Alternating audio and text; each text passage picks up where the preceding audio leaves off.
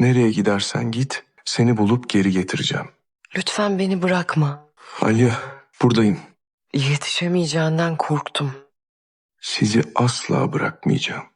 Düğün arifesinde Cihan, törenin yapılacağı meydanda bir saldırı planlandığını öğrenir. Tehdidin ne kadar ciddi olduğunu anlayan Cihan hemen Aliye'ye her şeyi anlatır ve meydanda görünmemesini rica eder. Aliye için bu haber acı bir darbe olur.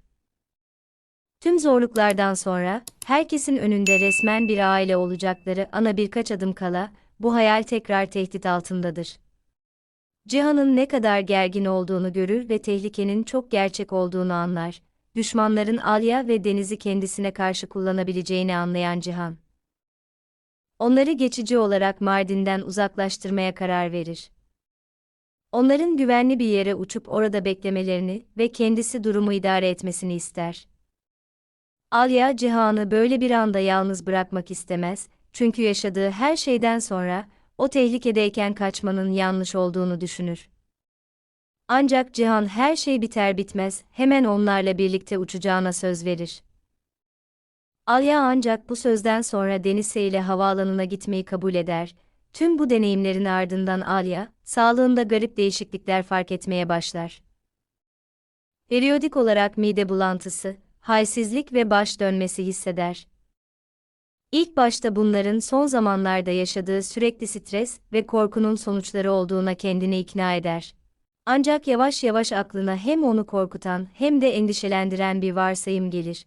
Belki de hamiledir. Ayrılmadan önce Cihan ve Alya, daha fazla beklemek veya kaderin onları tekrar ayırmasına izin vermek istemediklerine karar verirler. Bu yüzden aceleyle, misafirsiz ve gereksiz gürültü olmadan gizli bir nikah düzenlerler. Gizli düğünden sonra Alya ve Deniz havaalanına giderken, Cihan herkesin hala törenin yapılacağına inandığı meydana gider. Gerçekte düşmanların kurduğu tuzağı gayet iyi bilmektedir ve Alya ile Deniz'in bu işe karışmasını engellemek için bilerek oraya gelir. Meydandaki durum hızla kontrolden çıkıyor. Boran kalabalığın arasından beliriyor, silahını çıkarıp Cihan'a doğrultuyor. Silah sesi duyulduğu anda Şahin beklenmedik bir şekilde Cihan'ı siper alıyor ve kurşun ona isabet ediyor. Meydanda kaos başlıyor, insanlar panikleyip kaçmaya çalışıyor. Boran tekrar ateş etmeye çalışıyor, ancak bu sefer Sadakat beklenmedik bir şekilde araya girip onu vuruyor. Dakikalar içinde düğünün yapılacağı yer bir trajedi alanına dönüşüyor. Ambulans geliyor ve tüm ağır yaralılar acilen hastaneye kaldırılıyor. Bu sırada Alya ve Deniz havaalanındalar. Oğlu için sakin kalmaya çalışsa da, bakışları sürekli olarak insanların arasında Cihan'ı arıyor. Zaman geçiyor ve kalbindeki korku giderek artıyor. Ancak son anda Cihan hala görünüyor. Onu canlı gören Alya, duygularını tutamıyor ve hemen kendini onun kollarına atıyor. Cihan saldırıdan kısaca bahseder ve tehlike henüz geçmemiş olsa da artık hiçbir yere uçmalarına gerek olmadığını açıklar.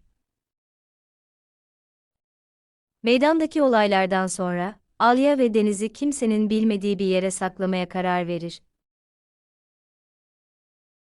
İşte orada herkesten uzakta ve nihayet düşünceleriyle baş başa kaldığında, Alya yine de hamilelik testi yapmaya cesaret eder. Sonuç pozitiftir. O anda hayatlarını çevreleyen tüm korku, tehlike ve kaosa rağmen, kendisi ve Cihan'ın gelecekleri için savaşmak için başka bir nedenleri olduğunu fark eder. Tüm olaylardan, tehlikelerden ve geleceğe dair sürekli korkudan sonra, Alya sonunda Cihan'a hamile olduğunu söylemeye cesaret eder. Onun için bu an hem heyecan verici hem de korkutucu olur. Çünkü son zamanlarda hayatları sessiz bir aile mutluluğundan çok bir hayatta kalma mücadelesine dönüşmüştür. Ancak Cihan'ın tepkisi tüm beklentilerini aşar. Yakında baba olacağını öğrenince duygularını gizleyemez. Tüm kayıplar ve zorluklardan sonra, bu haber onun için yeni bir hayatın gerçek bir sembolü ve tüm acılara rağmen kaderin onlara mutluluk için bir şans verdiğinin kanıtı haline gelir. Cihan için bu çocuk, Alya ve ailesi için sonuna kadar savaşmak için bir başka neden olur. Onu artık sadece sevdiği kadın olarak değil, çocuğunun gelecekteki annesi ve onsuz hayatını hayal edemeyeceği biri olarak görüyor. Bu yüzden Alya'dan şimdilik hamileliği hakkında kimseye bir şey söylememesini istiyor. Her ikisi de etraflarındaki tehlikenin ortadan kalkmadığını ve düşmanların onlara saldırmak için her yolu aramaya devam ettiğini anlıyor. Cihan Alya'ya durum nihayet istikrara kavuşana kadar bir süre saklanmaları gerektiğini açıklıyor. Buna rağmen çok yakında malikaneye döneceklerini, sürekli duygularını gizlemek veya tehlikeden kaçmak zorunda kalan insanlar olarak değil, gerçek bir aile olarak döneceklerine söz veriyor. Cihan Alya'nın karısı olduğunu ve yakında bir çocukları olacağını herkese açıkça duyurabileceği anın hayalini kuruyor. Yanında Alya uzun zamandır ilk kez sadece korku değil, aynı zamanda huzurlu bir gelecek için umut da hissetmeye başlıyor. Yorgunluğa, yaşadığı strese ve sürekli tehlikeye rağmen, çocuk haberi onları daha da yakınlaştırıyor. Entrika, intikam ve mücadeleye yer olmayan bir hayatın hayalini kurmaya başlıyorlar. Ancak Cihan ve Alya mutluluklarını korumaya ve gelecekteki çocuklarını korumaya çalışırken, Sadakat'ın pes etmeyeceğinden şüphelenmiyorlar bile. Yaşanan her şeyden sonra, Sadakat, ailedeki tüm sorunların nedeninin Alya olduğuna daha da ikna oluyor. Bu yüzden Sadakat, bu kez sadece Cihan ve Alya arasındaki ilişkiyi değil, aynı zamanda aşklarını, güvenlerini ve birlikte kurmaya yeni başladıkları geleceklerini de hedef alacak yeni bir tuzak kurmaya başlar.